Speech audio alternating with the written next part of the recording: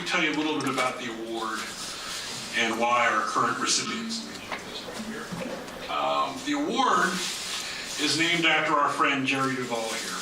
Jerry, when George and I were both young whippersnappers at the Federal Communications Commission 23 years ago, Jerry took us under his wing and beat the crap out of us and told us how to do the public's business.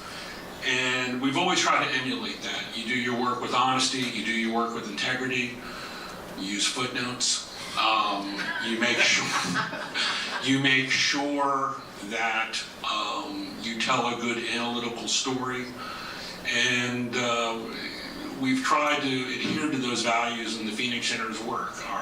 That's why we probably outpublish everybody in town. And he's been a tremendous thing. And so when we started the Phoenix Center's Symposium, again, this is the 17th, we always said that we would name our public service award after Jerry. And the award, the caption of the award is in recognition of exercise of political courage and contribution of analytical rigor to the United States telecom debate. And that's so important, as I said at the beginning, talking about sort of the death of expertise in today's conversation, which brings me to today's recipient. Believe it or not, we have a committee who chooses the award. And we were always saying, it would be really great if we gave it to a staffer. Somebody who's really been in the trenches for years who's done that. And so the committee was like, what about Dave Redl? Like, Dave's a great idea. Then he went and got himself nominated. And as we know, it was a long and arduous process for Dave to get nominated. I was delighted to play a part. One of the things at the Phoenix Center, we generally don't sign letters or join coalitions. But I was asked to do something for Dave, and I jumped at the motion. And in fact, I'm very pleased. Sort of scared a bunch of people off. I have known Dave for a very, very long time. He's an absolute consummate professional, graduate of Catholic law. Were you in Brendan's class, by the way? Brendan was a year ahead of me. But Trayvon will take credit for both of you? Of course. Absolutely. I've known him back to CTI. He spent a lot of time at the House Energy and Commerce Committee during a very dark and arduous period and really sort of held it all together. He's now just been nominated and sworn in. In fact, it was the Wednesday before Thanksgiving. I kept going with his office. Is he sworn in yet? Not yet. Shh, don't say anything. But we finally got him through. And now he's head of NTIA. I could not be happier. I could not be prouder. Like I said, Dave is a consummate professional. He's one of us. He's been in this business a long time and actually gets the gig. And so it is our honor and our pleasure to bestow this year's 2017 Jerry V. Duvall Award to the now confirmed, sworn in NTIA Director, our friend David Redl.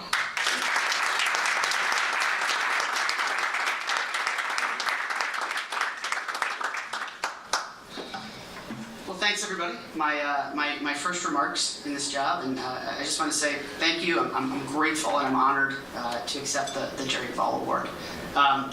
It was nice to be back. It's nice to be with the Phoenix Center and be back amongst my regulatory friends after all the time on Capitol Hill. It was somewhat refreshing to hear the deep analysis and everyone talking about the statutory text and realize that most of the arguments haven't really changed since I left regulatory land, so it feels pretty comfortable. I'm not sure why you chose to follow up such a deep and insightful panel with a political appointee on his second week on the job, but to quote Monty Python, and now for something completely different. I'm grateful and honored to accept the Jerry Duvall Public Service Award. Mr. Duvall has an admirable record of public service, and his commitment to supporting competition and free markets has no doubt left an indelible mark on the FCC and the communications industry. And Jerry's legacy, as Larry mentioned, extends beyond policy, certainly when you consider that he's responsible, at least in some small part, for Larry and George. I also want to thank Larry and the Phoenix Center for their support and the vital work they do in analyzing the legal and economic implications of telecom policy. Phoenix Center scholars are well known for their ability to cut through debate and bring honest analysis in areas where sometimes the rhetoric can get a bit overheated. So this is a special award. And it just so happens that I have a brand new office with a lot of empty shelf space. So this will get a nice prominent space in the Hoover building. Awesome. These are my first remarks as Assistant Secretary for Communications and Information and the Administrator of NTIA, the agency that is principally responsible for advising the President on telecommunications. I'm excited and honored to continue my public service career in this administration and to work in the Commerce Department under Secretary Ross. I'm about midway through my second week, so I'm slowly coming up for air from the things that you have to do when one onboards to a new job. On a completely separate note, I think my son has a bit of a warped impression of what it means to get a new job. The only time he's seen anyone in our house get a new job involved going before the United States Senate and essentially not working for 6 months and then having to take an oath. So he asked me the other day if my wife was going to have to take an oath when she gets a new job. We're going to have to explain to him that it's a little atypical. I found that in my time at NTIA that they share my determination and anxiousness to get to work. I couldn't be happier and prouder of the reception that they've given me in terms of welcoming me in and saying, it's nice that you're here, but we have work to do. I'm grateful I'll be able to benefit from their experience throughout my tenure and in this important job. This is an exciting time to lead NTIA. It plays a vital role in many important areas of telecommunications, including managing federal spectrum use, promoting investments in broadband infrastructure, and developing policies that improve cybersecurity, internet governance, and more. The internet as we know it is now more than 30 years old. It's transformed how Americans work, play, and interact with each other, and it's created entire industries and millions of new jobs. Not something this crowd is unfamiliar with. There's much to celebrate when it comes to the internet, but there are real problems that we still need to tackle. Many Americans, especially in rural areas, still can't access broadband at the speeds needed to participate meaningfully in the modern economy. Discussions are ongoing in Congress and in the administration about how to facilitate the rollout of broadband in unserved areas in this country. I look forward to joining these discussions as a member of the administration because I'm no stranger to these issues. I know there's much we can do to encourage infrastructure deployment, particularly in rural areas. The administration is committed to ensuring America remains a global leader in innovation. Advanced manufacturing is one of the key areas of focus of the Department of Commerce, and we've already moved to streamline permitting and eliminate unnecessary regulation in this space to address our nation's broadband future. One of the most effective steps we can take is to maximize the use of our country's spectrum resources. This is an area I've worked extensively on and one that I am particularly passionate about. Wireless technology already plays a major role in providing broadband access, and the role is likely to increase with 5G. The speed and reliability of 5G can also help unlock the promise of smart cities, connected cars, and the broader Internet of Things, which is an area that NTIA has long been a thought leader.